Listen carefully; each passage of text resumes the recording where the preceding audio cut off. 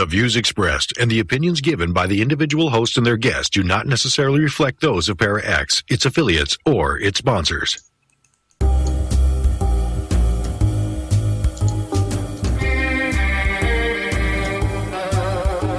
Step outside of your comfort zone.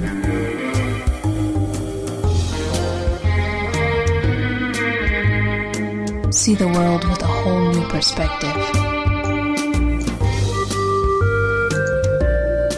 Join us and experience the unexplained on the Paranormal View. And welcome everybody right here to the Paranormal View on the ParaX Radio Network. I want to thank everyone for being with us tonight. Those in the chat room and those listening from around the world, we appreciate each and every one of you. Tonight, we got a great guest tonight, and if you do have questions, you can private chat them to either Ceiling Cat, Tabby Cat, or myself, and we will get those answered for you. And I don't see Tabby Cat in the chat room, so you probably can't send her one either. But if you're listening from somewhere else, you can come over to para-xradionetwork.com and just join in the chat. So it's very easy to do. So with that, tonight we have with us Barbara Duncan. Good evening, everyone. And we got Tabby Cat Gash. How you doing, everybody? And we got with us Jeffrey Gould. Hello. All right. Well, because there's probably going to be a lot to talk about, we're not going to, just talk a whole lot here to start with. Because I think unless there's any questions that Tabby or Jeff or Barbara's got, I'm going to let you go ahead and introduce our guest. Okay, well, our guest tonight is Lyle Blackburn. He's a native of Texas, cryptozoologist, author, and filmmaker who has contributed significant definitive research on the Boggy Creek Monster of Fouke, Arkansas, delivering a deeper insight into the background of southern Sasquatch legends.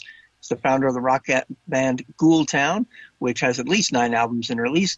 Lyle also narrates and was producer of documentary films on Mothman and the Boggy Creek Monster. And he served both as consulting producer and special episode host on the TV series Monsters and Mysteries in America, and generally can be found speaking at various cryptozoology conferences and horror conventions, and is well known for a trademark black cowboy hat. So welcome, Lyle Blackburn. Thanks for having me. All right, no problem. None whatsoever. Glad to have you. I think I'd like to find out exactly what got you looking for things in the swamp. What led you in that direction? Well, as far back as I can remember, I loved horror movies, anything that had to do with monsters, when I was little. And somewhere in there, I got a book in elementary school that had stories of Bigfoot, Yeti, Loch Ness Monster, things like that. And, that really grabbed my imagination because I thought, wow, this is like monsters, but these things could be out there. These could be real. And growing up in Texas, of course, all these things seem far away, Loch Ness Monster in Scotland and things like that. But I had the fortune of seeing a movie called The Legend of Boggy Creek when I was young in a drive-in. And that dramatized sightings of a Sasquatch-like creature in southern Arkansas, only about 3 hours from where I lived. So that kind of brought it home. I thought, wow, there could be things like this out here. I grew up hunting with my father, so we spent a lot of time in the woods, and that kind of set me on that course for a lifelong fascination with the subject. And I really didn't become a serious researcher per se until I was an adult, and then I started looking into these things sort of with more of an adult view, and ended up deciding to write a book about the legend of Boggy Creek and the Fouke Monster, and that book came out, The Beast of Boggy Creek, and I got a great response from that, and that sort of set me on the path of, okay, this is great stuff, let me continue this research. And being that I'm from the South, I'm in Texas, and a lot of the places that I've visited that have phenomenon, are in that area. That's kind of why I always lean towards swampy southern areas, and that's kind of prevalent in most of my books. And because I can go to those places and I can write about them, I can interview people, and that's become the focus of my research. So it's just been a lot of fun doing these things. Now, have you actually visited Fouke Swamp area? Oh, yes, for countless times at this point. I was going down there prior to writing the book and going out, and when I actively started interviewing people, kind of digging up the stories and the facts and everything from the creature sightings to the making of the movie, then I did spend significant more time, going out in the swampy Sulphur River bottoms. And ever since then, I go back there frequently, more than any other place. And then, of course, I've, branched out and been all over the Deep South to similar places. But it's just my favorite sort of home place as far as research. Now, what makes the Boggy Creek Monster so different from what people today just commonly know as Bigfoot? Because I remember seeing that movie myself when it came out. All of the beauty that I could see from the stars. And from there, he would ask me all these questions. Bigfoot and with an attitude my mind problem, began to wonder because it was, pretty scary, this critter going around and hurting people and everything else. But where does the Boggy Creek Monster differ from your typical Bigfoot? Or is there a difference? Well, I think technically there's not much difference.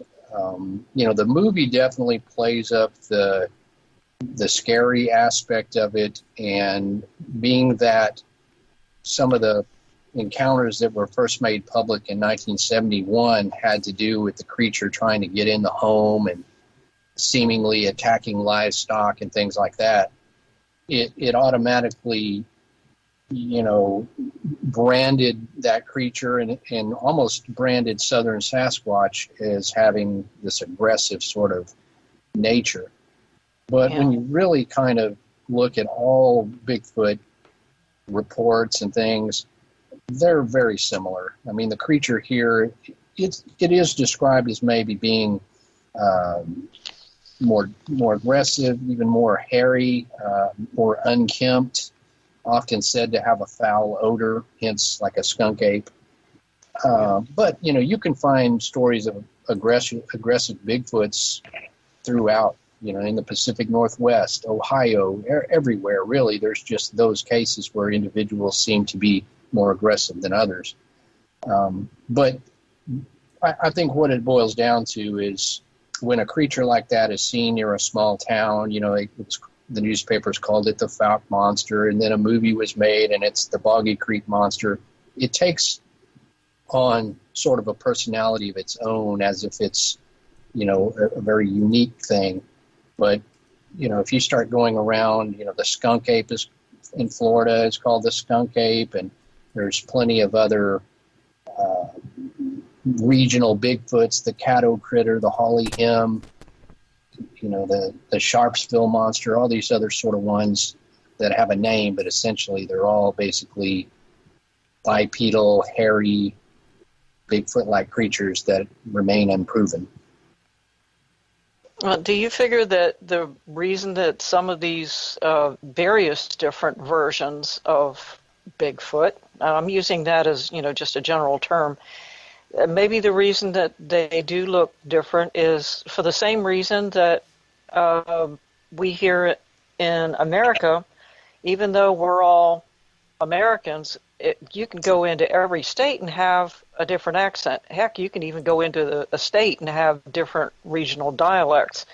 You figure that the critters such as Bigfoot, it adapts to its environment, and of course in a swamp area, it's nasty, it's humid and slimy, and you probably have more of a stench about you than, say, if you were out in the desert area.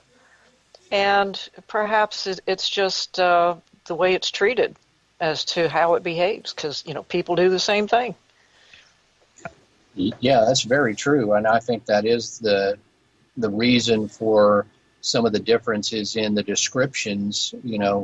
Some of those in the Pacific Northwest often described as being 8 feet tall or 9 feet tall, and they're bulky and huge.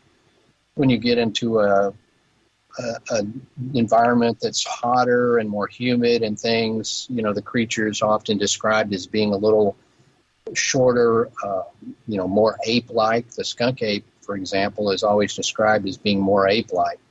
And that doesn't mean they're not Bigfoot. It just means that they're adapted to their environment. And, down here in the South, we shoot at things, and that may explain why some of these creatures are aggressive and territorial and mad, and I certainly understand that. And if don't blame them. If I had a fur coat and I lived in a swamp, I'd be right mad too. But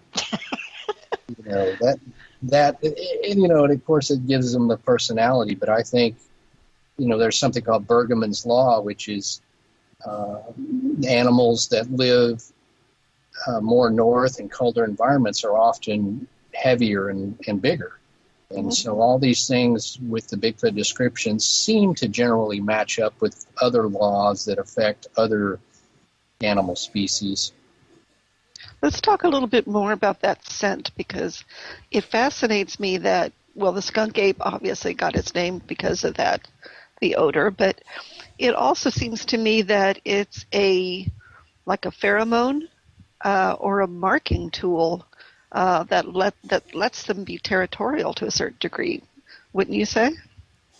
Absolutely, yeah. I think that's something that they can probably control, because you have sometimes people have a fairly close encounter and, they say, I didn't smell anything. Shouldn't I smell anything? It's, this is skunk ape territory. I think it depends on whether the creature is alarmed. It's not simply a body odor situation where if they're in the summer in these places, they all smell the same. It's more of that territorial markings, and there's so many animals that have unique characteristics and abilities that they can put off smells and all sorts of things to let others know that they're there, or to alert their own families. So yeah, I think that's exactly what it is. And the other side to that, at least in the northern Sasquatch hunting groups, they talk about being sick to their stomach, or almost like an EMF kind of headache that they get. Are you familiar with that? And do you think it's sort of like a protective or some sort of thing that they can emanate to keep people away? Yeah, I think that's very possible. You do have those eyewitness encounters in which the individuals say they either sensed something, or they felt this nauseating feel, or their head felt strange, and they in some way or another connected that to the sighting of a creature. So yeah, I think we can't underestimate the abilities of animals. Look at things that an octopus can do, or even a chameleon that can change colors, or just the heightened senses and things that animals have. So I think certainly that there could be something that they can emanate that would give off this sort of adverse effect to not only humans, but whatever else they wanted to, keep away.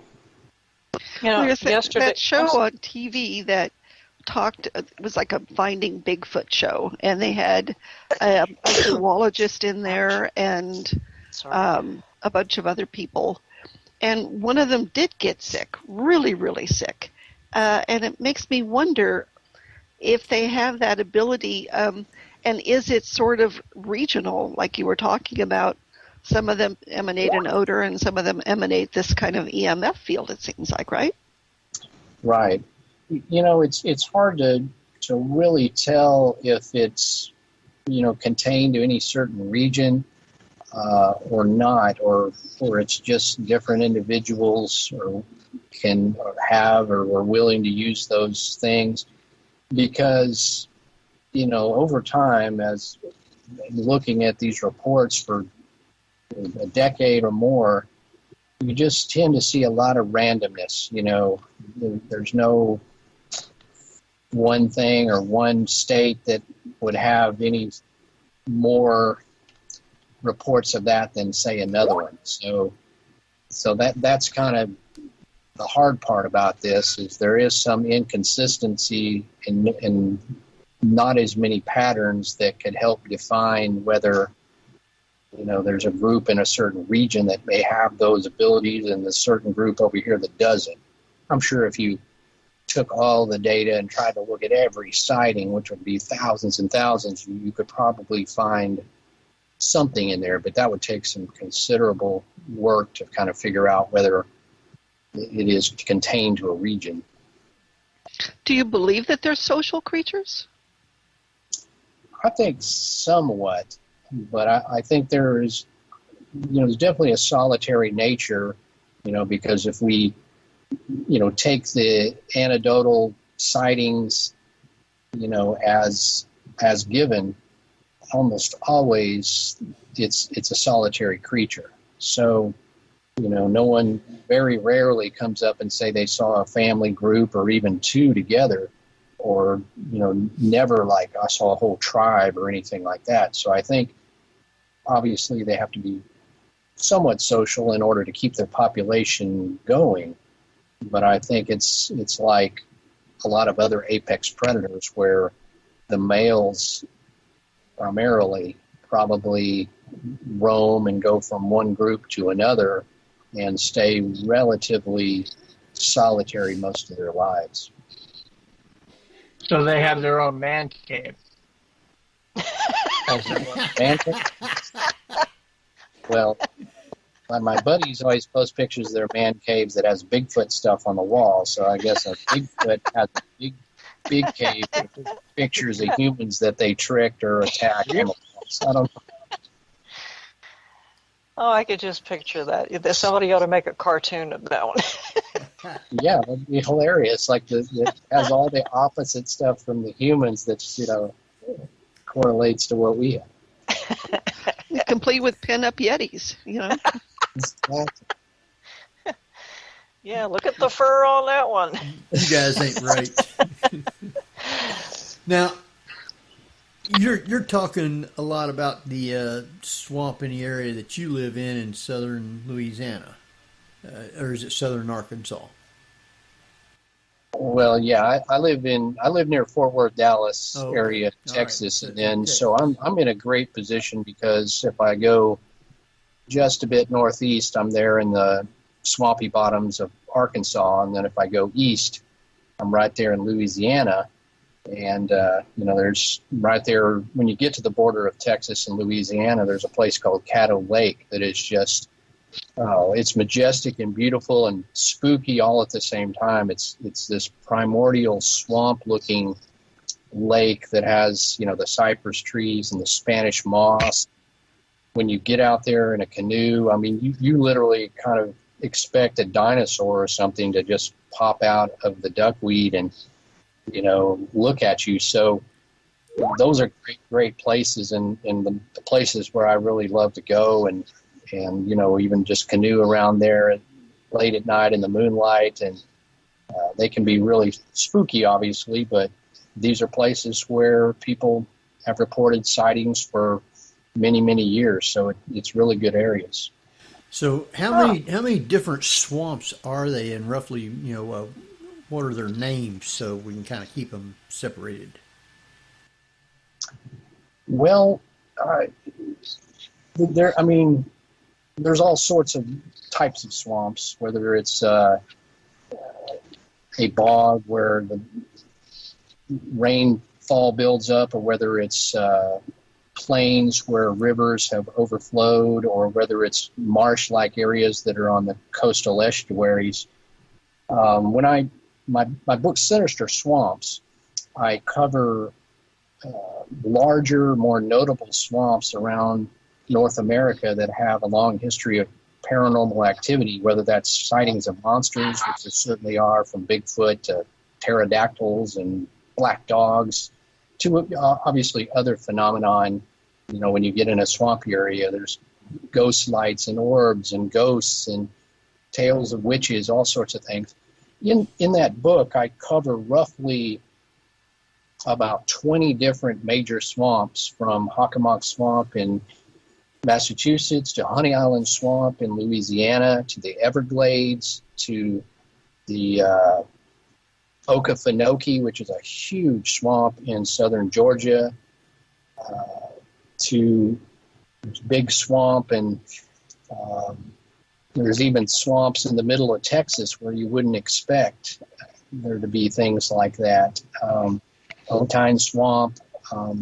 So there's just so many, just countless numbers, and if you know, it's kind of hard to put a swamp in a boundary, I guess. So the more I looked into those cases, because I thought, you know, swamps are cool and spooky and there's always strange phenomenon, the more I looked into it, the more I realized just how many swampy areas there are all across North America. Well, so if you look at all those swamps and you start to figure out what is exactly are they eating in there, and what type of wildlife are you looking at in those swamps? Must be something large enough for them to feed on, right? Oh, certainly. I think swamps are the most nutrient-rich places. I mean, you have thousands of, say, frogs. I mean, when you go in there at night paddling, I mean, the frogs are just so loud, and you can see them everywhere. You know, frogs, snakes, all sorts of insects. Obviously, there's a lot of water, so that gives you a lot of vegetation, you know, that could be eaten.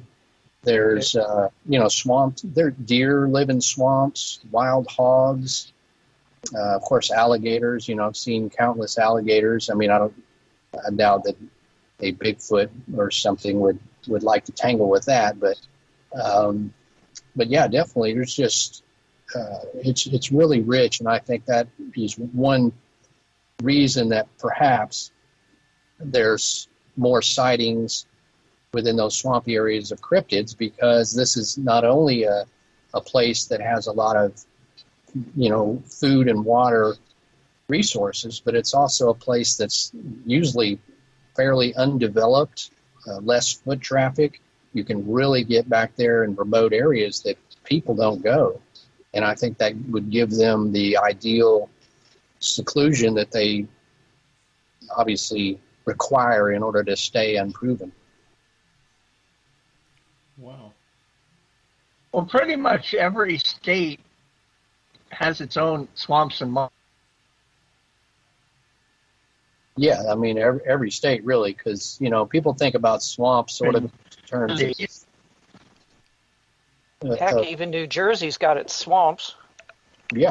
The South. Oh, yeah, that's what I'm saying. Where I grew up, we had numerous swamps, but you really kind of had to be a local to know about them, but we, you know, as we grew up, we learned and knew where they were. Jeff, you're breaking up. Of course I'm breaking up. I'm trying to say something.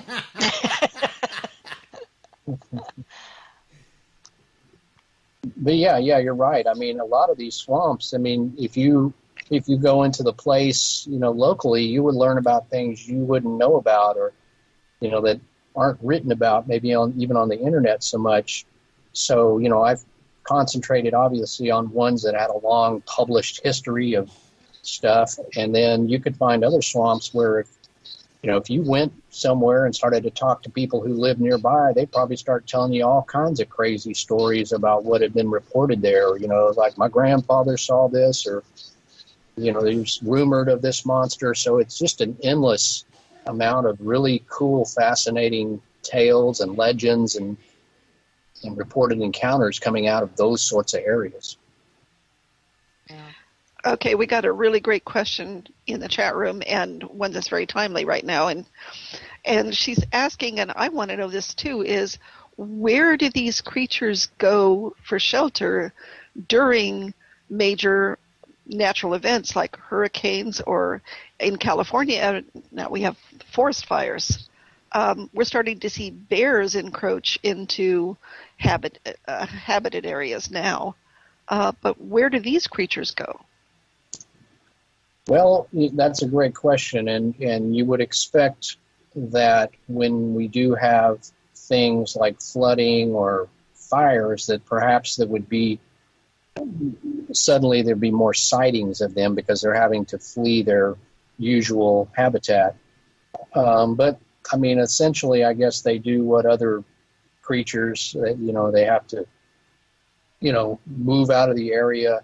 Of course, climb trees, whatever it takes. I think the key here is there are just so many less cryptids, or the population of a Sasquatch is so small compared to those of bears that they're still very hard to see, even if there's a natural disaster. You may, all of a sudden we see some bears, but you got to remember there could be 25,000 bears in some of the northern states where there could be a viable population of Bigfoots, 250 or 300 individuals. So I think it's still going to be hard to see them.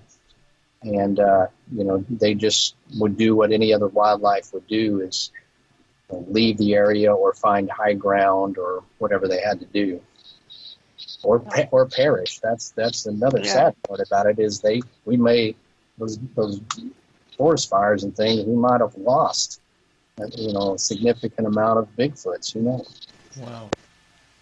Yeah, very sad. So,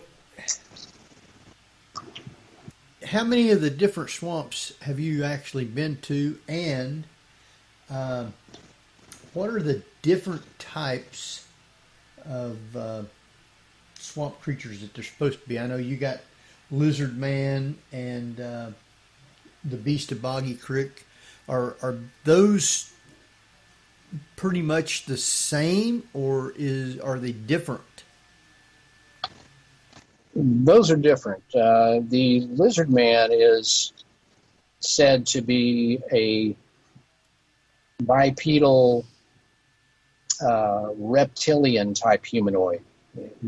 It's anthropomorphic, which looks human-like, yet it's covered in brown or green, sort of scaly skin. And one of my books, Lizard Man, I discussed the history of a creature called the Bishopville lizard man near a place called Scapore Swamp in South Carolina.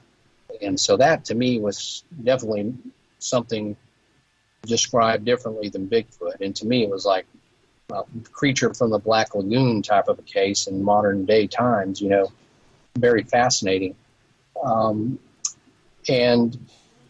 So when I wrote that book, I went out there to South Carolina and spent some time there in that little town of Bishopville and interviewed key witnesses and the sheriff who had looked into that case back in 1988.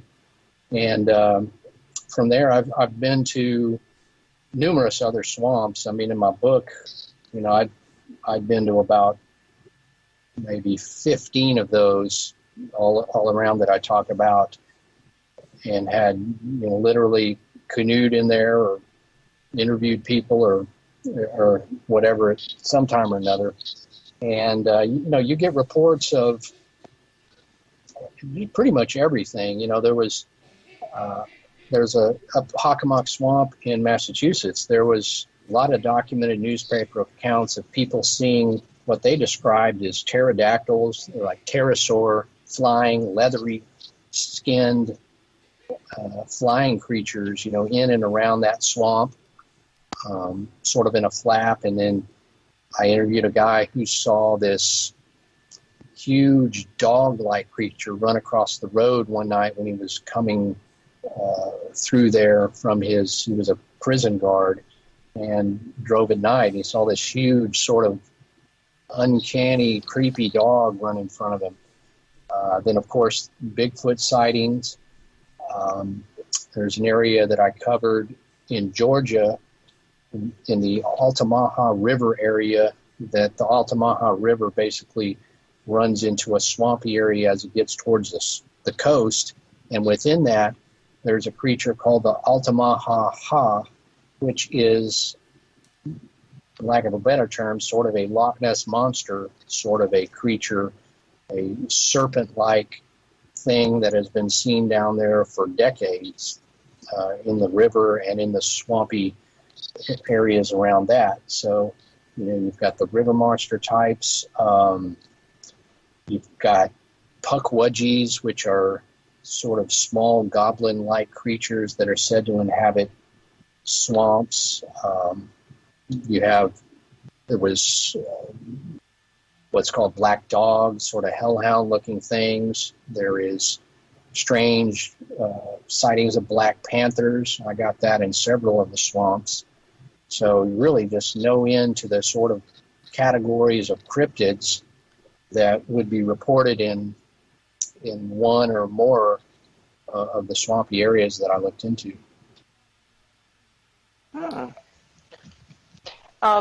Lyle, have you ever heard of, I know this sounds kind of strange, but have you ever heard of the United States FBI having a file on Bigfoot?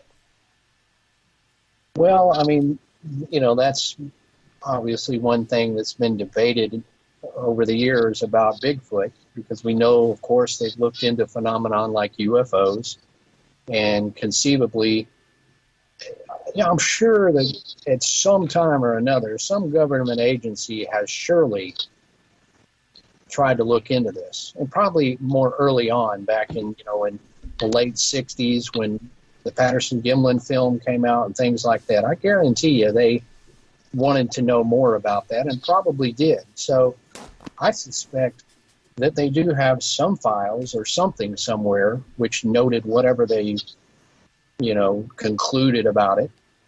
Now, that goes into the theory of, that some say that the government knows all about Sasquatch and they're not telling us. I honestly don't think they know any more than we do, because, they haven't done anything with that information, conceivably, that the government doesn't do things very well and is totally inefficient. So if these hunter friends of mine in Texas can't get a good, picture of Bigfoot and other things, then I doubt the government could do better than them. And I know some really, really good hunters and some guys, especially in an area called the Ouachita Mountains that span from eastern Oklahoma to western Arkansas. Some associates of mine have spent years up there with camera traps and just really intensely researching this area that has a lot of sightings. And some of these guys are military trained. There's biologists, very, very skilled and knowledgeable guys. And while they've come up with a lot of anecdotal sightings and field reports and audio and rock throwing events, they still have been unable to really capture that either ultimate photo or a body or anything else to ultimately prove it. So I think it's something that we can't prove, neither can the government. Yeah. Well, there's an awful lot of people that believe that there's a connection or a correlation between Bigfoot and UFO sightings.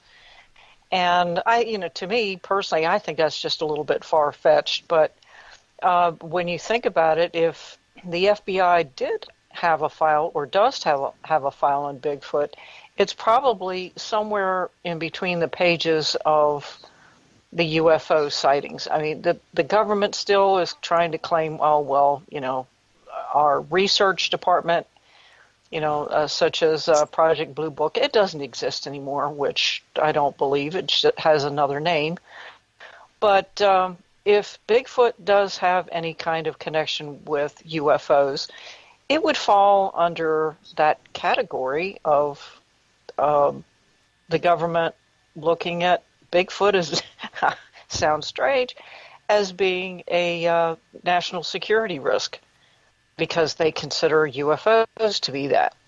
So Yeah, it would make a certain amount of sense. I mean, the government has done strange things before, so why not? Right. And if you kind of look at the golden age of this stuff in the 1970s, all of those phenomenons were interconnected. And early on, you had UFO researchers that would look into Bigfoot things. You didn't have a lot of cryptozoologists or Bigfoot hunters. So they were, a lot of the books that were written back then just covered all sorts of crazy stuff, all in, all the paranormal phenomenon in one, chunk. And I think probably the government at those early times probably looked at it, like you say, in exactly the same way. Or it was like, well, is all this stuff connected? Why are people reporting UFOs or Bigfoots or whatever?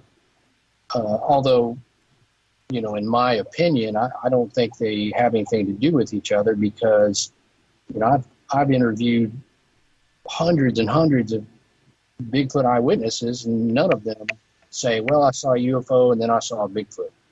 It's far more rare, and in which there's some UFO phenomenon that could be connected to a creature. Now, certainly there is times where those correspond or are seen in the same vicinity, but that doesn't mean the Bigfoot got off of the craft. And the Bigfoot, just the persona and the image of it is so much, it's so man-like. It's like the apes we have here. It's like great apes. It's so terrestrial that, to me, it's something that is closer related to us on this earth than it is, aliens coming from another planet that probably look nothing like we even perceive them to look. That, to me, that Bigfoot is just so much it's so man-like, Yeah. Now, have you had any of your own personal experiences with something that you really couldn't explain? Yeah, I've had a few. To start, ironically, I've seen a ghost, which I saw something when I was a senior in high school. And just to make that a short story, a friend of mine lived in a house, and he had claimed to see a ghost of a boy in the house, and his parents had seen it, and even several of my friends said they had seen this. And, it was just something that they talked about. I didn't think too much of it, but one evening I was sitting there in his living room, and just out of the corner of my eye, I saw this whitish figure about the size of a boy walk across this hallway. And I just, I turned my head and looked, and it was very quick, but it's like, wow, I just saw, I guess, the ghost. And, that kind of got me, I was interested in ghosts and all this stuff early on, so that was really cool, and it was exciting. As someone who's, been studying cryptids and so forth, I have not definitively seen something that I would say is a Bigfoot.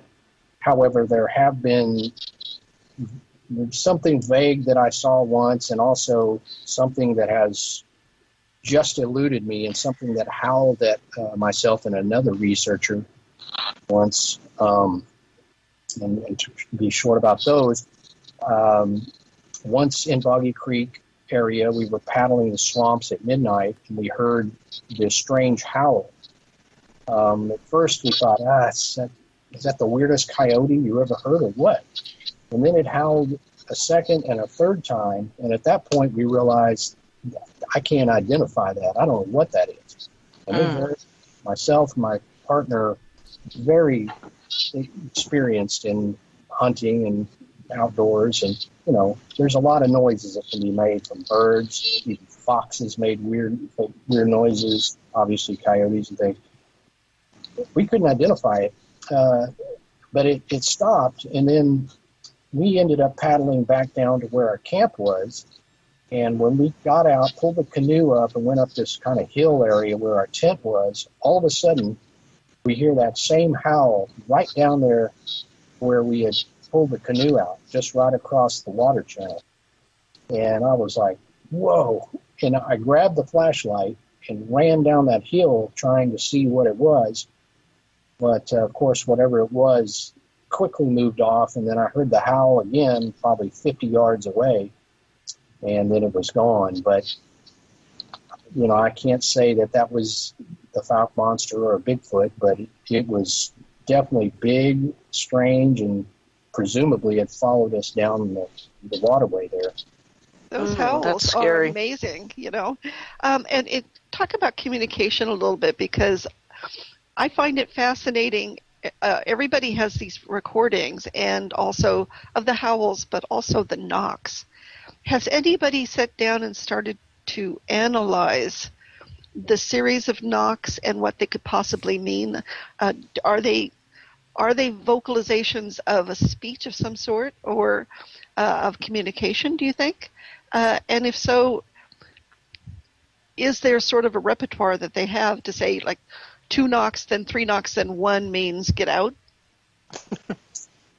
Yeah, I mean, that's a good question, and certainly one that's been looked into as far as trying to understand that if those knocks are coming from Bigfoots, what is it they're trying to convey? Now, as far as the audio vocals, the howls and things, there are some guys that will take those and analyze those and compare them to others and have files and sound waves in which they evaluate those howls as being from something we can't identify.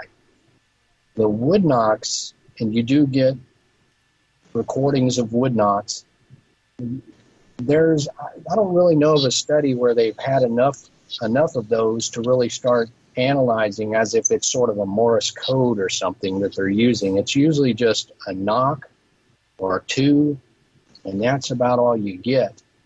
Sometimes if you knock, whatever it is will knock back, but much like most of Bigfoot, there's just not enough data or files or uniform collaboration to try to even decode any of this. And, you know, at best, we just can theorize that if that's Bigfoot making those knocks, obviously they're communicating in some way, whether that's between themselves or a warning to humans. I think probably communicating among themselves. They don't really need to warn us. I wouldn't think. It's just something that if they want to remain elusive, maybe they use the knocks. So, but again, it was rarely, if any, ever have somebody saying they actually saw a Bigfoot making the knock. You just got strange knocks coming out of the woods with no real definitive evidence to say even what's making those knocks, you know. So that's a hard puzzle to solve. You got to figure that Bigfoot are, whether it is actually an offshoot or a cousin to humans, or if it's another animal species altogether, they still have the same instincts that all animals do, even we do, when something is near and we feel threatened or we feel endangered in some way. Then your first reaction is one of 2 things, fight or flight. And a Bigfoot, being so much larger than a human, they're not going to confront a human unless it's absolutely necessary, because they don't know what they're up against, first of all. So, in my opinion, most Bigfoot would be more likely to avoid you, and if they are close by, it's just simply to wonder what you're doing in their territory. They're not going to confront you. They're going to stay away, and let's face it, human beings in the woods, unless you're extremely stealthy, we make a heck of a lot of noise when we're in the woods. You know, we're stomping around, we're talking, we're, laughing and that sort of thing. Bigfoot can hear us a mile away, like most other animals have acute hearing. And they're not going to come any closer than they absolutely have to. So those sightings where people camp out in the woods at night and they hear something stomping around their campsite, they get up the next morning and something's, torn up or knocked over. Most likely it's probably a bear or something like that, but if it is a Bigfoot, they're just coming around to see if maybe they couldn't get a free lunch, just like a bear would. Or they're sizing us up for dinner. Yeah, looking to see. Yeah, we don't know the psychology of a Bigfoot yet, and I'd hate to anthropomorphize something that we don't know anything about yet. So, no. But it's fascinating because, and Lyle, you can address some of the shows that are on television right now. How much of it's true and how much of it's just sensationalism. But some of it does talk of Bigfoots in packs and chasing people and very aggressive. And do you think that that's more common now, or is it an aggressive behavior because humans are encroaching into their area more?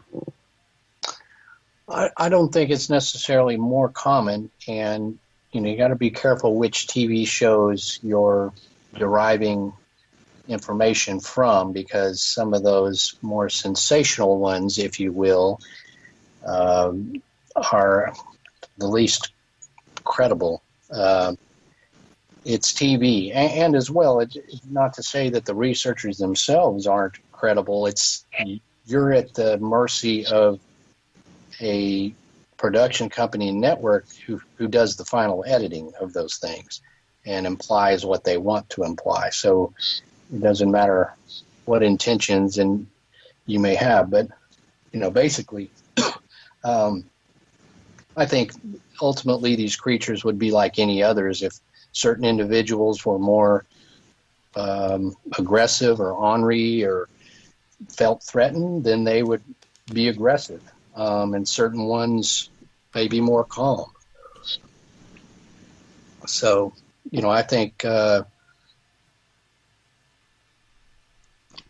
that some of those shows amp up the craziness of it, while in reality, there's not that many Bigfoot attacks. They do occur, and they're spread out across vast territories and over vast periods of times, when the majority of Bigfoot sightings are simply, oh my gosh, what did we just see run across the road? That's the majority. But a television show, they need action, and they need to move forward. They got to make wood knocks. They need to make howls. They got to say, well, I think it's a bunch of Bigfoots after us.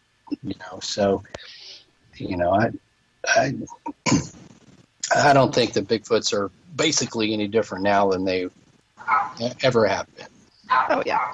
And you get the red glowing eye stories and what have you. And I think most hunters can probably tell you can probably tell the creature by the glow of the eyes, right?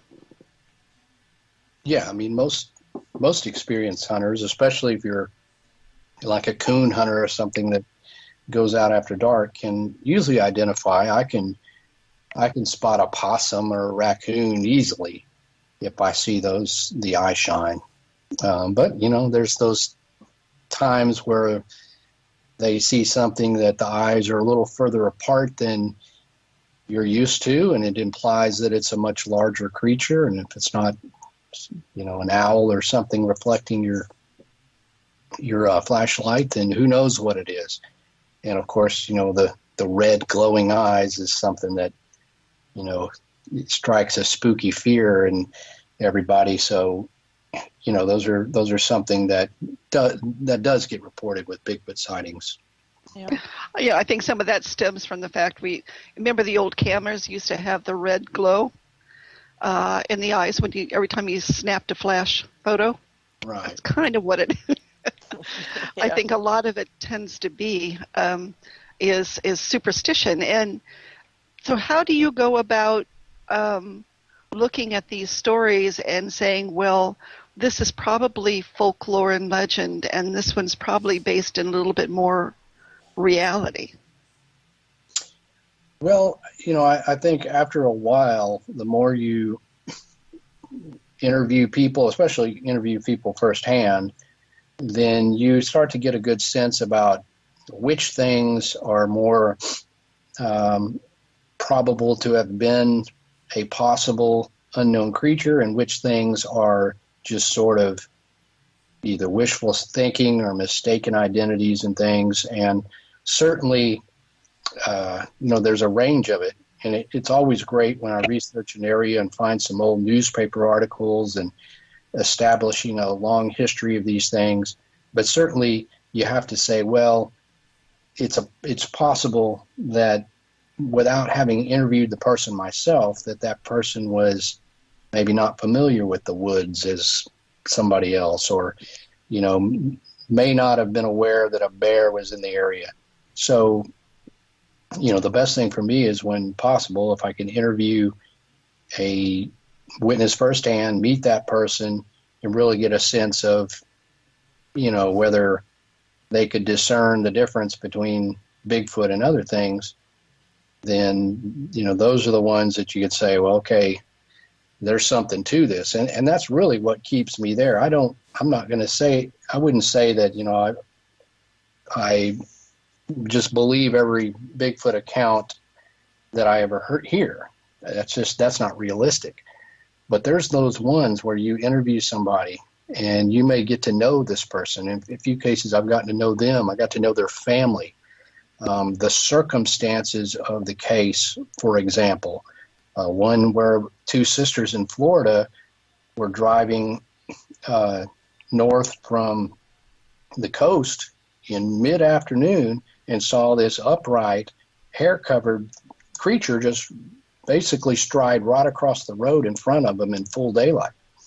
And I interviewed both these women. I met them, and I can guarantee you they're not lying. And they didn't believe it was a person in a costume. And where they saw it, you kind of rounded a corner, and that's where it was. It would not have been a good place to run across the road because you could very well be hit by the car if you were a human trying to trick people, for example.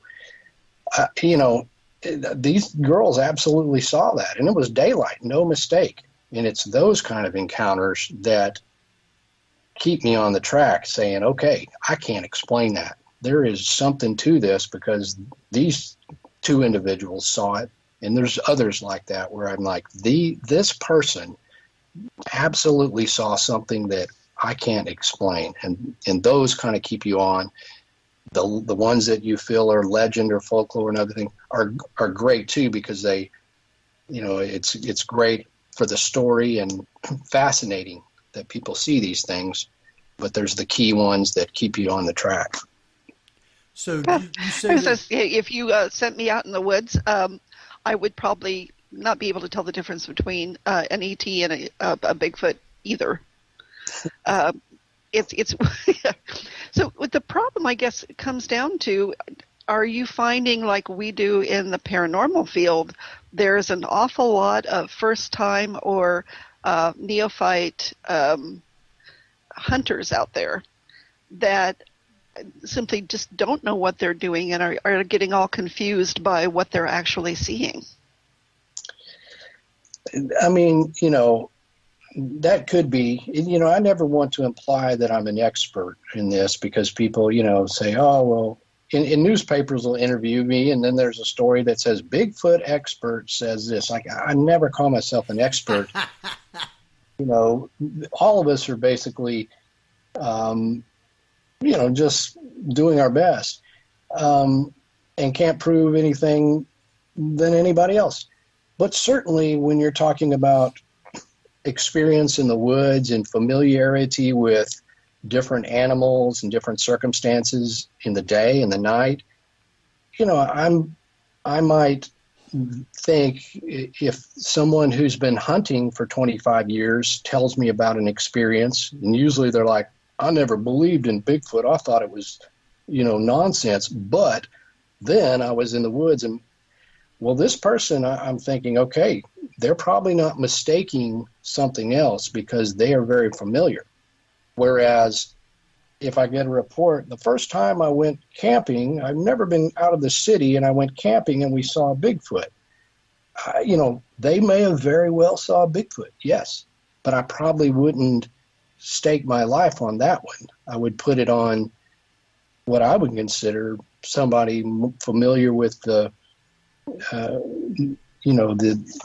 woods and everything else. So, every encounter, depending on the person, is going to stack up different as far as the credibility meter. But I do think that people are legit. They see stuff, and they're not making it up. I mean, certainly you do have those cases, but in most circumstances, they just, man, I saw this. I think it was a Bigfoot. Wow. See, that would be me. I'm a glamper. I will shut the camper door and open a bottle of Chardonnay. That'd be it. So, I can encounter ghosts, but I really don't necessarily want to come face to face with a Bigfoot. I really don't. I'm only 5'1", so something like that would be seriously intimidating to me. No, go and close the door. So you say, and I think that's what another thing is. A lot of people come up, nonchalant. Oh yeah, I saw a Bigfoot. It looked in my truck window. In reality, I mean, you just like you're thinking. Could you imagine seeing something, a 7-foot tall, hairy, rough-looking, powerful-looking thing you've never seen? Like, just think about a gorilla you've seen in the zoo, but this thing is standing upright. It would be far more scary and traumatizing, I think. Yep. There wouldn't be any sort of like, oh, well, yeah, I saw that. It would shake you up. And that's another thing. When I interview a witness and they are shaken up, even when they're retelling the story, and that's happened many times where they are literally upset. That's the reaction I feel like is legitimate, because if you saw something like that, it would be flipping your world upside down, Yeah. So you say these two women was going north on the coastal highway in Florida? Yes, they were. I want to say they were near a town called Cedar Key. I may be wrong about that. It's been a minute since I looked at that one, but they had been on a cruise, and they were coming. They docked that morning, and they got in their car, and they were driving. I don't remember where they lived at the time. One of the girls has moved all over, but they were driving, and they were going through is a very heavily wooded area, and in that region there has been a history of Bigfoot reports. They were just driving, and all of a sudden they kind of rounded that corner, and this thing just boom right across the road. Wow. And then ran into the woods. Well, they, like I was just saying, they immediately just freaked out, and they had the wherewithal to turn around. They did a U-turn, and they turned on their phone and were ready in case they saw it again. But you can hear them talking about it, and as they're filming, the wood line as they're going back and looking, and you can tell that this is no act. These two ladies were freaked out, and unfortunately they didn't see the creature again. And I even actually went frame by frame to look and see if I could see it in those woods, maybe looking out, but I didn't see it. But you don't often have two witnesses. Usually it's one person saying they saw a Bigfoot. This is two people, broad daylight, and we're fairly confident that it was an animal, not a person, that ran across the road. So that, and again, I've gotten that. One of the girls got very much into Bigfoot because of that, because she was almost wanting to figure out, what is it I saw? I want to know more. So she started coming to different conferences, and I've seen her many times over the last 5 or 6 years since then. And I still believe these are stand-up witnesses. Her and her sister are just some of the best I have ever encountered. And if only these two girls saw a Bigfoot, then that's enough to say they exist. Wow.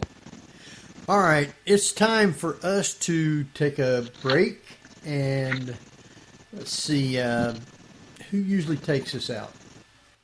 Well, after about 2 years, I think me. Okay, then, Jeff, why don't you take us out for break, and We'll be back in about 7-8 minutes. So, Jeff? Yep. You're listening to the Paranormal View on para-x.com with hosts Henry Foister, Ceiling Cab Farmer Duncan, Tabby Cat Gash, and myself, Jeffrey Gould, with our guest cryptozoologist Lyle Blackburn. So stay tuned for more of the Paranormal View after the break.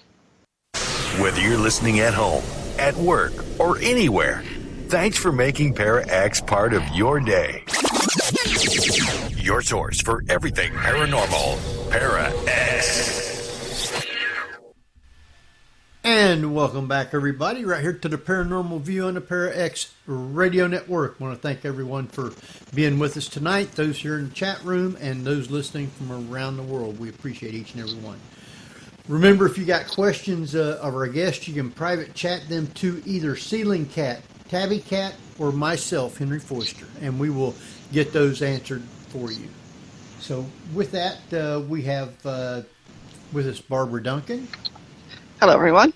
And we have Tabby Cat Gash. Hi, everybody. And we have Jeffrey Gould. Hello. All right, and who's introducing our guest then? We have just one of you. That's all. Just Jeff does that stuff. Jeez. Jeff always does that stuff. Do it, Jeff. Yeah. So it's Lyle Blackburn, a great cryptozoologist, and one of our better guests. Yes. Want to welcome you back, Lyle. Thank you. You probably say that to all the guests, I'm sure. No. Not all of them. You'd be surprised some of the ones we've had over the years. And sorry to say this, Henry, but he has the best-looking cowboy hat. Oh, yeah. That we've ever had. He does, definitely. How often have you ever had a chance to meet the Booth brothers? The three of you together would be a heck of a photo shoot. No, I haven't, but yes, that would make a great photo. Wow. No, wait, I saw one of them.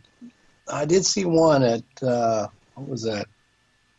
Scarefest or something, but right. it was very briefly. But yeah, they dress really cool. They got the whole deal too. Scarefest is in Lexington. I've been there, I don't know, 3 or 4 times. So, yeah, that's the one. Mm-hmm. Yeah. And then Mid-South is over in Louisville. So, mm-hmm. Yeah.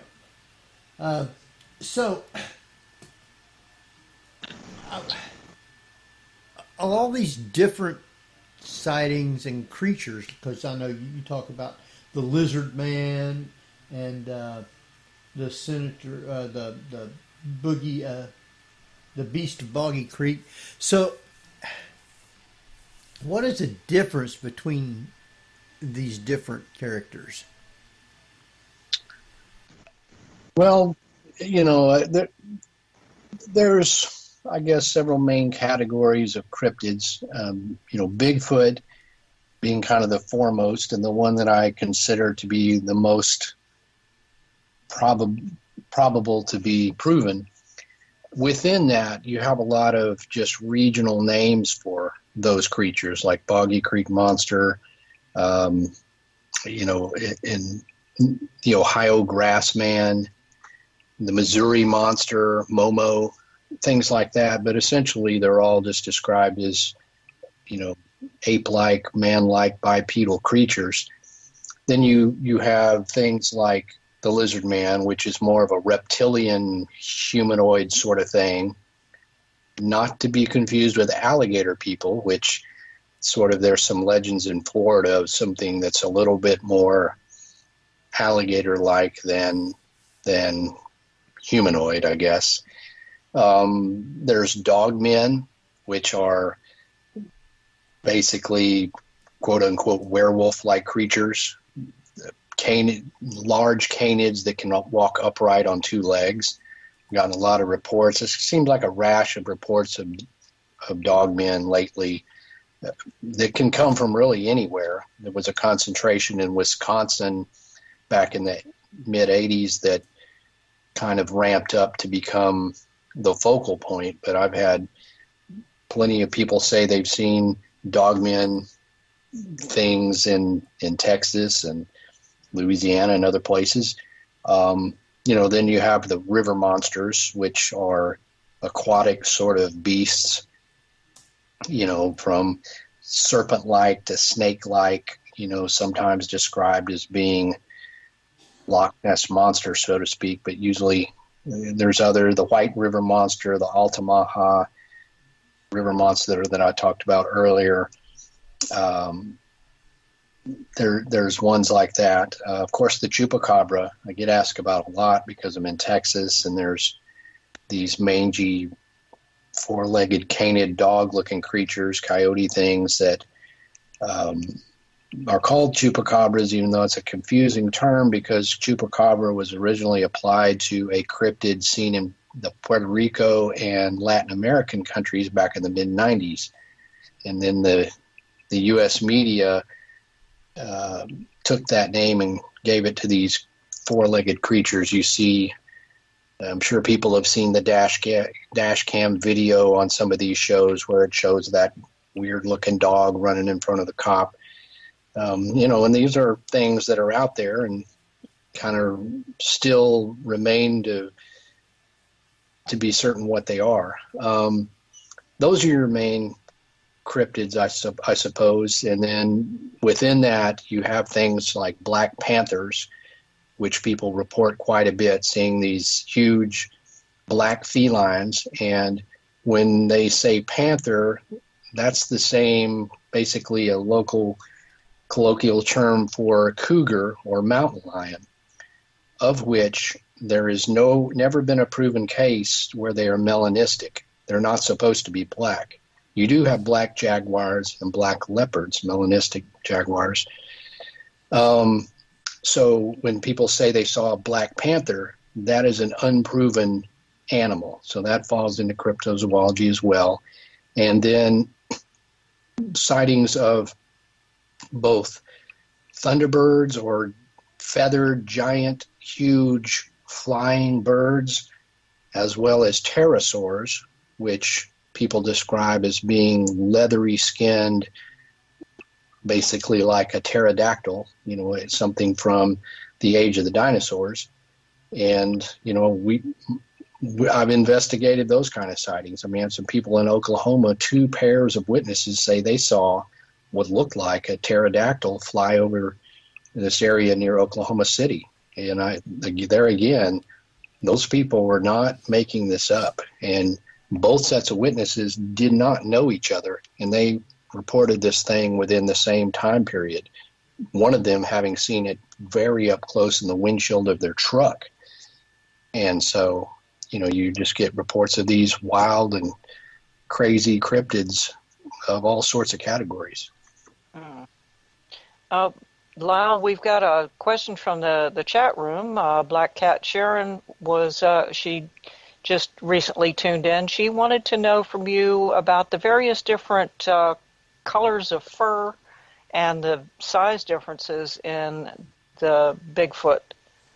I know that they have reported anything from black to red and all kinds of other colors. Do you think there's a variation, especially based on where they come from? I think there is. I mean, judging from the sighting reports, and the most prevalent reports are of a dark brown to black color hair on the creatures, but you do get some people saying that it was blondish or auburn, red in color, and even white. There's a famous case from where I live called the Lake Worth Monster, where people reported this hairy, white sort of Bigfoot. I was in Fouke, Arkansas about a month or two ago, and someone there that I met reported seeing this ape-like creature that ran across the road in front of his car, and he said it looked to be the color of an orangutan. So it's red, and he actually shortly thereafter, I was out in the woods in that area, and I saw something that was reddish I saw a shadow that caught my eye, which I looked over thinking, what did I just see? And then I saw this red-looking thing, probably about 120 yards, move very fluidly across diagonally between these trees.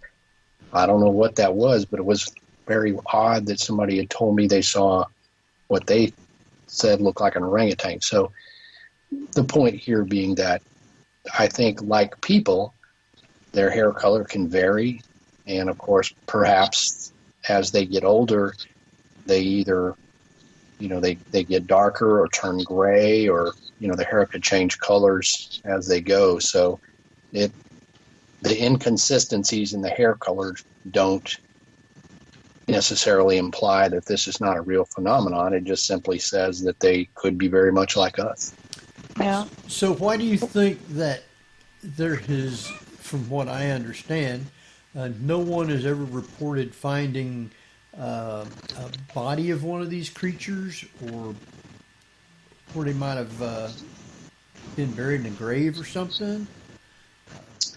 Well, that obviously is a problem, but there again doesn't necessarily say that they don't exist. But the best thing we can say is that with the very few numbers of the population of these creatures, it is extremely hard to find a dead one, because, you go back to the old adage of how many times have you run across a dead bear, which is quite true. Most, even my father's hunted for years, and people I know have hunted East Texas, where bears occasionally, black bears, do go. And, if I just say, have you ever seen a bear? You ever seen a dead bear? You ever seen a track? Most of them are like, I think I saw a track once, never seen a dead one. Again, the bear population quite far exceeds those of what Bigfoot would require to be a viable population. So I think maybe it's luck, or, it's not to say that somebody hasn't come across the bones. I had a guy who had a really weird case of a guy who said back in the 1970s, he was down in the Trinity River bottom south of Dallas, and it was pretty wooded back then.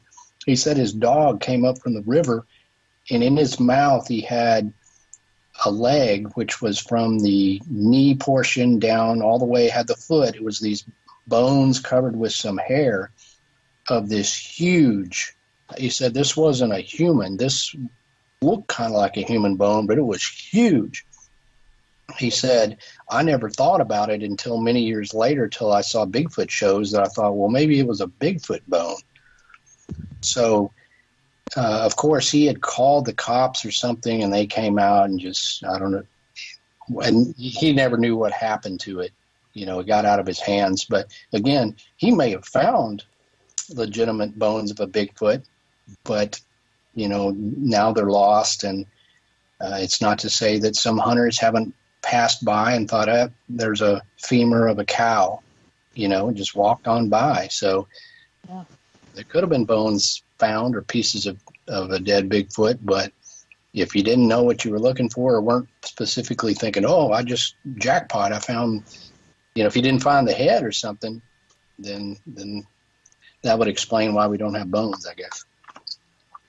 I'm often curious as to, watching all these television shows, you see the people making plaster casts of footprints. And of course, they refer to them as a Bigfoot footprint because of how huge they are. It always tickles me to no end that when people on these shows find what they claim would have to have been a Bigfoot print because of its size, there always only seems to be one of them. What, a Bigfoot only hop around on one foot? I just find that so interesting that rather than finding, like 3 or 4 of them along a riverbed or on a slightly muddy side road or something, that they only managed to find one good one. That tickles me. It really does. You're right. In most cases, that is. However, there are a lot of cases where a trackway was found, and there could be. There may be only 3, but there could be 20. And I've had people who had a cast and say, I cast this, and then I'll say, well, were there more? Well, yeah, this is the best one, so I cast this one, Now, of course, I would have taken thorough pictures and whatever, and cast all of them, but a lot of people don't have the wherewithal. So you're right. Most of the time, it's this odd one track, and but it's harder to find tracks than you think. I mean, if you're in the woods, most of the leaf litter and things like that don't leave good tracks. And then if they stepped in the one spot where there was a dirt or mud, then maybe there was the track, and then they got back up on the leaves, nothing to be seen. So they'd really have to walk along, the edge of a river or something where there was a good strip of mud to leave a lot of them. So. Now, Lyle, I wanted to get your take on what I see as seems to be a new approach to finding Bigfoot, which is the taking DNA samples from the water and trying to discover what animals are drinking from it, urinating in it, etc. And do you think that that's probably going to be a good breakthrough for finding some of these cryptids?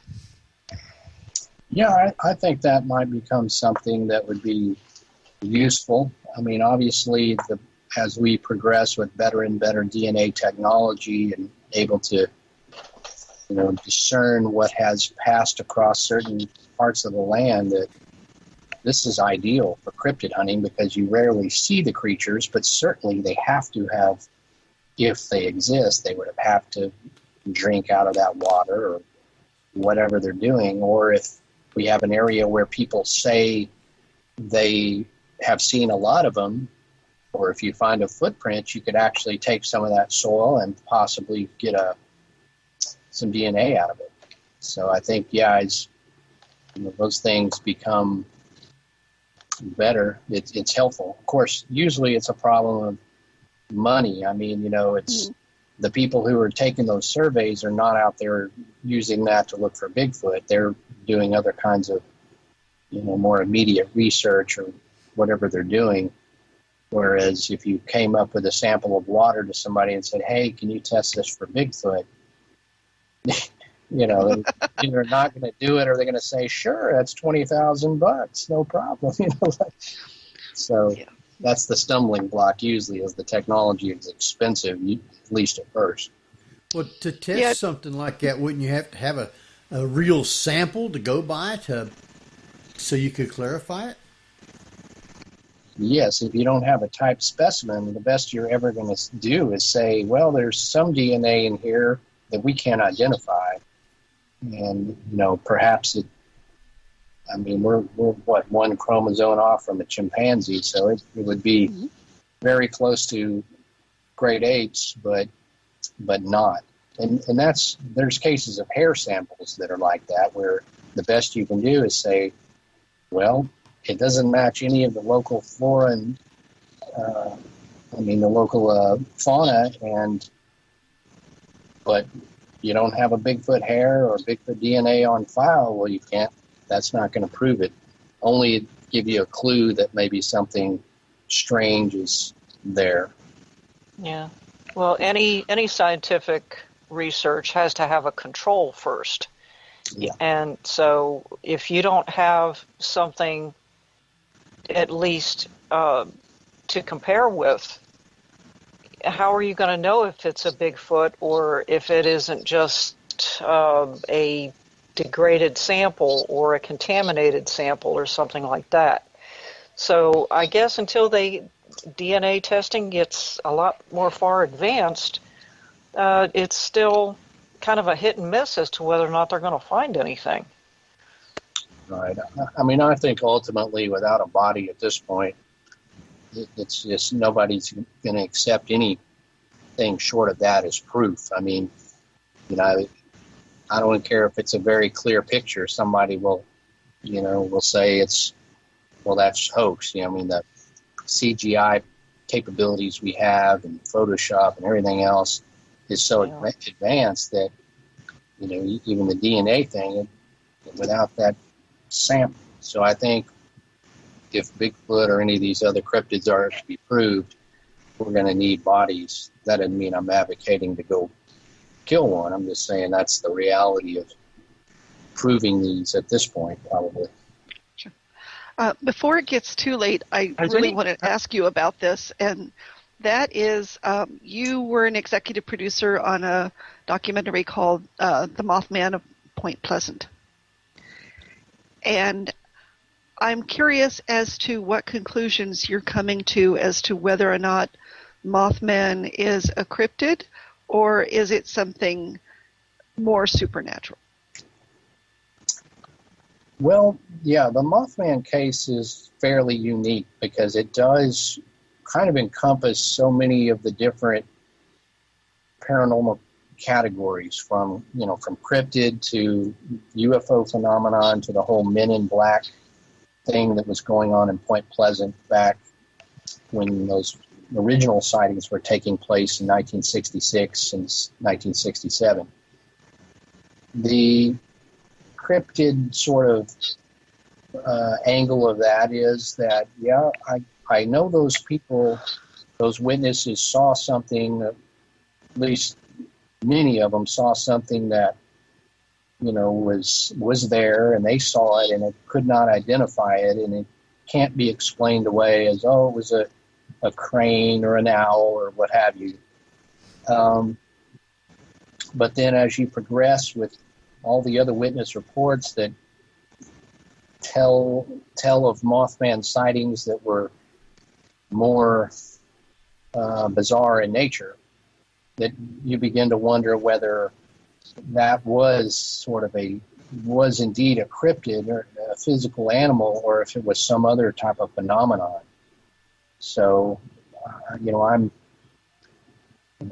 open-minded to whatever, really. So I don't have a great answer as to what the Mothman is, other than to say there was a very, very strange phenomenon going on in Point Pleasant, West Virginia, starting in 1966, perhaps not sooner, of this winged entity that quite a number of people saw in conjunction with other strange phenomena. So I don't have any sort of one theory for it. It could more so be a combination where people did see some sort of a strange bird or an out-of-place creature that was of huge proportions, and then other people saw other things, and they were all then linked together because they had been seen in one spot. So it could be a combination of things, really, that built up the whole Mothman legend. So John Keel's correlation with it being a harbinger of some sort of accidents or crises that are going to happen. I don't know how much you studied them, but is it possible that there is a correlation? Well, I mean, possible, because, there in December of 1967, the Silver Bridge, which spans from the little town of Point Pleasant, West Virginia, over to Ohio, collapsed, and 46 people died in that river. And that pretty much put an end to the Mothman thing. People didn't want to hear about the Mothman anymore after this tragedy. Well, of course, obviously then you could look at the Mothman as if it was some harbinger of doom, that it was being seen or was there as either a warning or whatever, an omen, that there was going to be this terrible tragedy. And, of course, there's rumors that someone saw the Mothman on the bridge just before it collapsed, but that's kind of hearsay. But there's always been harbingers of doom, range from all sorts of entities, but certainly the sort of winged humanoid seems to fit very well with our, with folklore and with legacies of these kind of harbingers. So I don't know, that's another thing that just really makes it an amazing case because, and especially great that John Keel was there to document that and put forward all these theories. So again, I think if it wasn't a harbinger of doom, it sure was there at the right time, I was unaware of the MIB correlation with that. Oh yeah, there was. There was a woman named Mary Heyer that wrote a column in a local newspaper, and she began to write a lot about the Mothman sightings. And according to her, some men came into her office one day, and they were these generic-looking government officials or whatever they were, and told her to stop. Don't look into this anymore. Don't write about it. And it shook her up pretty bad. And other people in the town had said they had seen these, nameless sort of guys dressed in suits wandering around right around the time when the Mothman was at the high point of the sightings and the whole deal. So, yeah, that was a whole thing going on there, too. Doesn't that sometimes create sort of a Streisand effect if the Men in Black show up and say, don't look into this? You're like, well, clearly it's something to look into then. Yeah, exactly. Oh, yeah, they the opposite. I'm like, I know I'm onto something good. It's like your parents telling you, don't go over there, don't go into them woods. Where are you going? Going in the woods. I've always looked at the Mothman, believe it or not, as almost a gargoyle.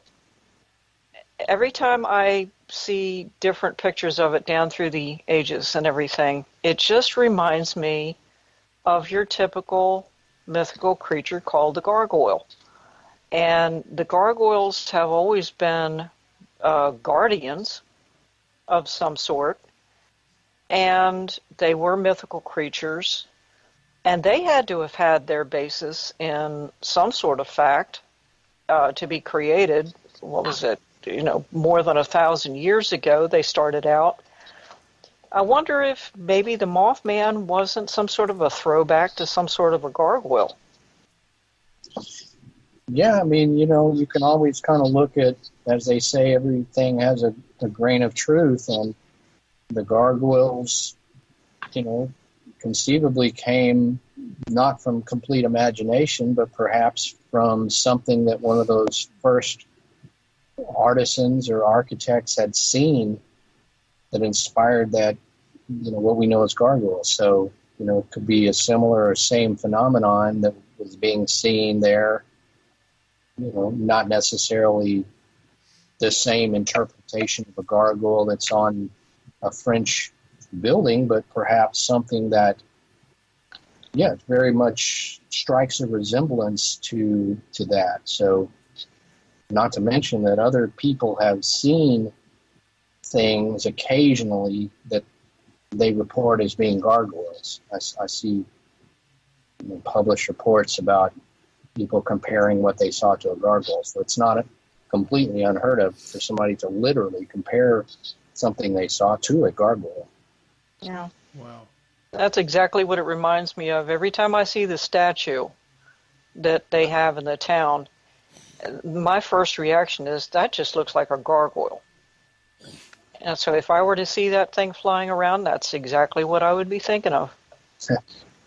Yeah, and certainly the statue. I mean, the statue is quite stylized and everything, but yeah, it's very. I mean, it's just completely fascinating how that statue is there, and I've never thought about it in those terms of how literally it's like a modern gargoyle statue in a small town in West Virginia. But yes, that's people saw some weird flying thing, and then now there's a statue of what looks like a gargoyle. That's really cool.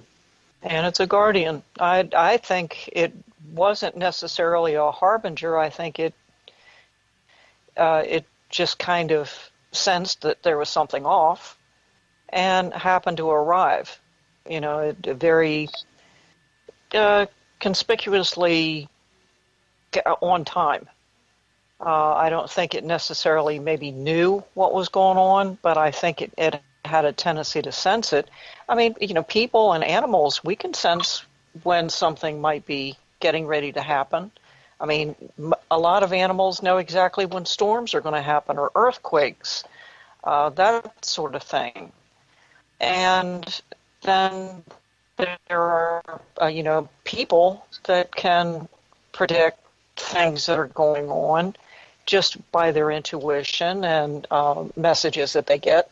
So why not something like the Mothman? And who knows that maybe that Bigfoot doesn't have almost the same feelings or the same way of being in the sense when somebody is in their area, not necessarily by sight or smell, but general overall animal intuition that there's something going on, and they either check it out or they avoid it.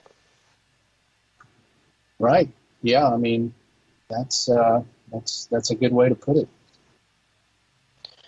Now, earlier we were talking about the various different forms of communication and brought up that some people feel weird in an area where they think that Bigfoot might be, whether it's a feeling of dread or they're getting headaches or something like that.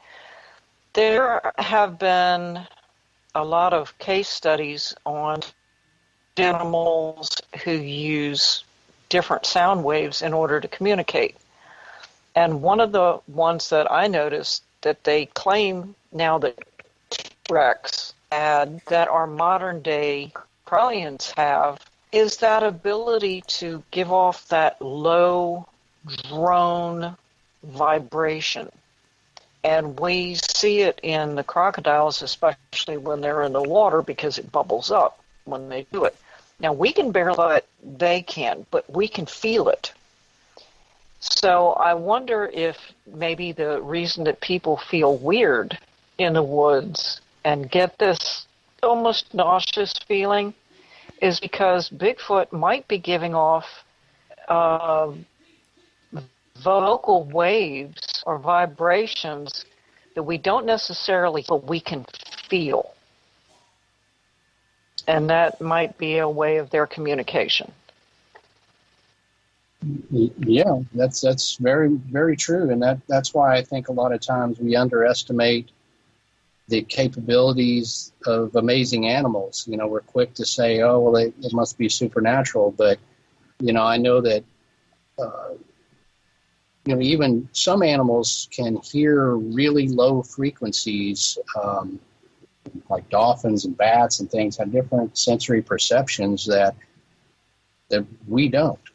And it's, extremely possible that something like Bigfoot could communicate with low frequencies and something that could affect us. We could feel it or sense it, but it could be something that they're using also to communicate with each other. And that we can't quite hear, but that we can certainly feel, and it could give us a strange, unsettling, reaction. So, yeah, I think that a lot of this stuff still falls into the realm of those amazing animals, if you will, and things that, we just don't yet understand. And, just so many possibilities. I got a question from the chat room from Black Cat Sharon, and she wants to know, what do these things eat? Does anyone know? Well, like everything, the best we can do is speculate. Yeah. But, I would kind of say that, they're big. Bigfoots need a lot of calories, sustenance. So they're going to probably be opportunistic feeders, omnivorous. There's, depending on where they live, there's a variety of roots and plants and berries that they would enjoy. And, there's been reports. I've had a hunter say he was sitting in a tree stand and watched a Bigfoot come in there and kill a wild hog. So, of course, there's plenty of hogs here in the South. Deer. I mean, many people believe that Bigfoot will kill a deer, and there's been some bizarre carcasses of deer found. So I think certainly deer would be a good food source. Whatever else they're willing to eat, frogs and I suppose insects and, just about anything. So I think there's no lack of food out there if you're willing to to hunt for it and to eat it. Now, do you think any of these different sightings could be associated with aliens? Well, I don't see a great correlation between aliens and Bigfoot. That being said, there are a few cases where people report seeing unidentified balls of light or UFO crafts, and then within the same night or proximity, somebody sees a Bigfoot. And I wrote a book called Momo, The Strange Case of the Missouri Monster, which was one such case that had all sorts of bizarre phenomenon going on, as well as this really kind of frightening Bigfoot creature that very credible witnesses had seen. But by and large, however, there's just not a big correlation, because most Bigfoot sightings are simply somebody saw a big ape in the woods. No bizarre lights or phenomenon. And you can look at literally, thousands upon thousands of Bigfoot reports, and you're not going to see anything having to do with aliens. Nor do I think there are pets of aliens being dropped off on Earth. That's really stretching it, I think. And again, just comes back to, they look so much like the image of similar Earth dwellers, such as great apes, including us. They could very well, have branched off of a tree that's much closer to hominids. So they just seem to fit right into, the earthly family of creatures. So I don't think they're aliens. That's just my opinion. Well, Lyle, just hoping the audio keeps up. Is it possible Sasquatch and its ilk may have been descended from Gigantopithecus? That's a possibility. Gigantopithecus was a huge ape that lived in Asia perhaps 13,000 years ago. All we have right now for that particular species of animal is a jawbone and a bunch of teeth. So, there's not a lot of stuff to work with. And because of the way the jawbone is shaped, theories have come out that the Gigantopithecus walked upright. And if it did, it could have been up to like 13 feet tall. And if the creature had come across the Bering Land Bridge to North America when that was, not underwater, then that might explain, the presence of apes in North America. So it's a good theory, but again, it's a lot of speculation because we just don't have much in the way of fossils, which also coincidentally answers the question of how come we don't have any Bigfoot fossils. Well, we know Gigantopithecus lived, and we have one jawbone and a bunch of teeth, and that's just because we were lucky and they were found in a cave which preserved them. So it's, just because something is here doesn't mean they're littering the earth with fossils that are easily found. So I don't know if you've seen it or not, the photograph from the Danteloff Pass group Oh, yeah. Showed a photograph of what they believed might have been a Bigfoot. I don't know if you've seen that or not, or whether or not you want to comment, or whether or not a Bigfoot could have done all the damage. That was a television show that co-opted a photo that had nothing to do with those people. They didn't take that photo. Really? Okay. I believe from Ivan Marks. That was just TV hullabaloo that puts this together. It's unfortunate because some of those television shows are seen by so many people that it becomes now, something that's widely thought of. Of course, that doesn't mean that there can't be a theory that maybe a Yeti or the Almas Russian Bigfoots didn't get them, but simply that TV show made all that stuff up about the photo. That's incorrect or fake. But I don't think that was caused by Bigfoot. From what I've read and seen, that it's very much, you're talking about governments and military installations and things over there that people come to an untimely end if they get around those things or too close, not to mention they're in just an inhospitable environment to start with, that I don't necessarily think that Bigfoot is the answer for what happened to them. It's certainly the brutality of the attack. I certainly don't see that in anybody who says they come across a Bigfoot in the United States, at least. Yeah, it is. It would be a wild exception to the majority of the sightings that, I think if those creatures were that aggressive, or where there's one, there could be others, that we would have seen some massacres,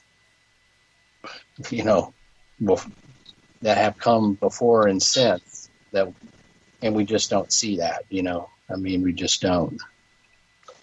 Are you familiar with, are there any First Nation folklore of Bigfoot? Yes, there is many stories that most of the tribes tell about some sort of what they would call hairy man or forest people or lost giants. There's words that we've translated from Native American languages and extrapolated from their stories that we think, they could very well be talking about a Bigfoot. And of course, when you get into Native American stories, it's often hard to tell what they consider a spirit animal or something that's ethereal and what is a actual terrestrial, creature. But there's enough there to suggest that certainly there's something to it, and there's some cave drawings of what's called hairy man, and those do very much resemble a Bigfoot, and those were long before anybody had ever coined the term, or even Westerners had even been over here. So and then if you talk to, I live very close to Oklahoma, where there's a lot of tribal folks up there. And, they will tell you that, oh, yeah, we know they're here. We're aware of them. We respect them. They have a different view of Bigfoot than Westerners do. And so, yeah, there's a support from Native Americans that suggests these creatures have been here all along. Wow. And then, of course, in Oklahoma right now, isn't there some county that has a Bigfoot hunt going on? Yeah, the Oklahoma in the last several years has really realized that Bigfoot is great for tourism, and that is part of that. At first, they kind of didn't word it right, even though they said we're not advocating a dead Bigfoot. We want proof of one, a live subject. They had to come back and kind of correct that. Look, we say hunt, but we mean hunt for evidence. We don't mean like hunt one, please. And part of that is good fun. I mean, Oklahoma is a place that most people don't, connect to Bigfoot, but there is some really, really good sightings that have occurred in the eastern portion of Oklahoma. And I mentioned earlier about the guys I knew that had been researching up there for years in the Ouachita Mountains. And, I've written in my book, Beyond Boggy Creek, I write a lot about some of the Oklahoma history. And it's a great place, but, they've really had a lot of fun now with the Bigfoot. And so, that's just kind of comes with the territory. But I always say, hey, it's better more Bigfoot than less Bigfoot. So it's all. Yep, exactly. We've already killed off enough animals just in the last 50 years. So many of them are on the brink of extinction and everything because of big game hunting and just plain sport or just encroachment on their territory. And it's a shame that maybe one of these days they will find the body of a Bigfoot, but by that time it'll be extinct because, we've just taken over everything that they have. That's a shame. I have a very light question. What is the plural of Bigfoot? I mean, Bigfoot and Sasquatch, I cannot figure out what the plural of those are. Big feet. That is a debate not unlike whether a Bigfoot exists. It's, the chicken or the egg. Is it the big feets, the big Sasquatches, the Sasquatch? Is it?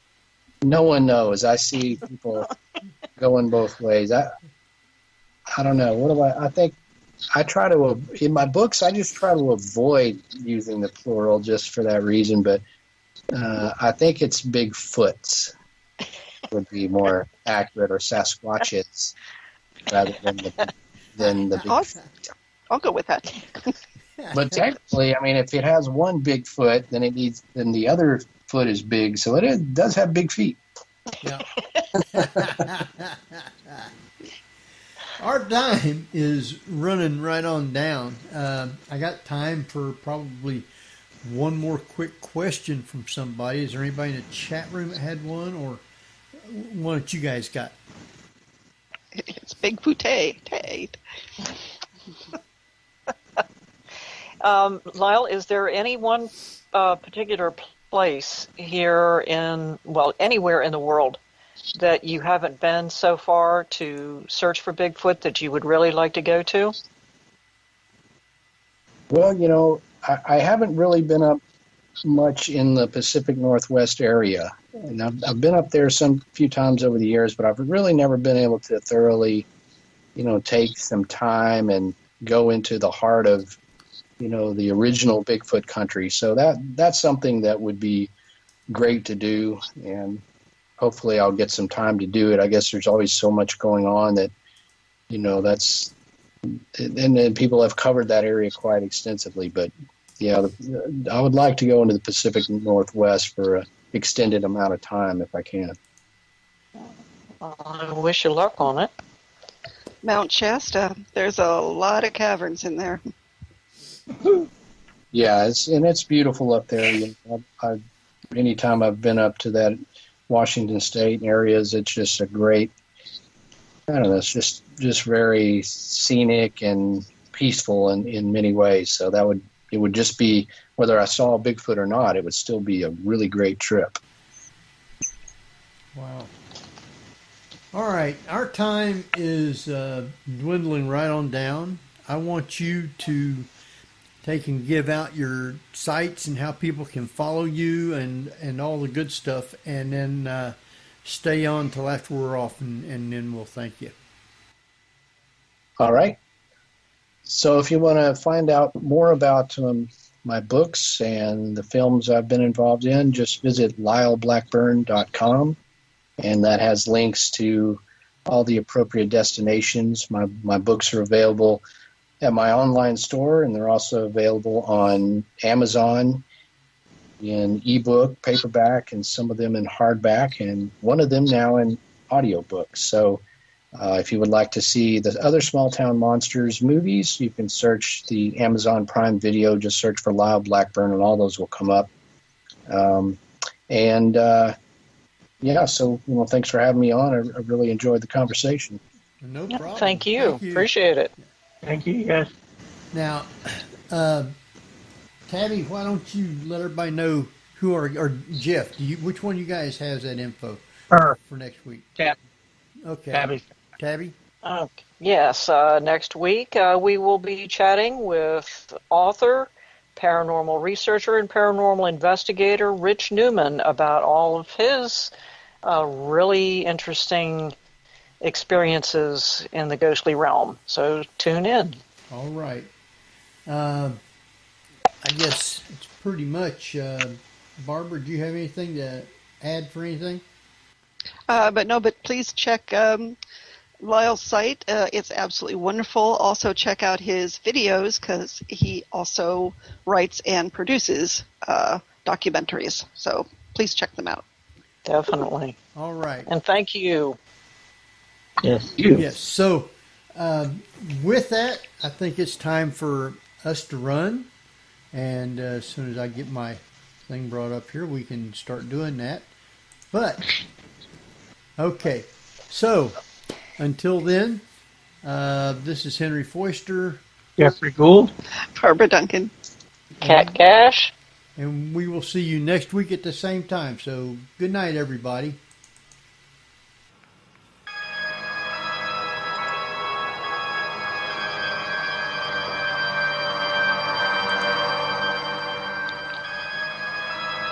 You've been listening to the Paranormal View on the ParaX Radio Network. Join us again next week at the same time for more of the Paranormal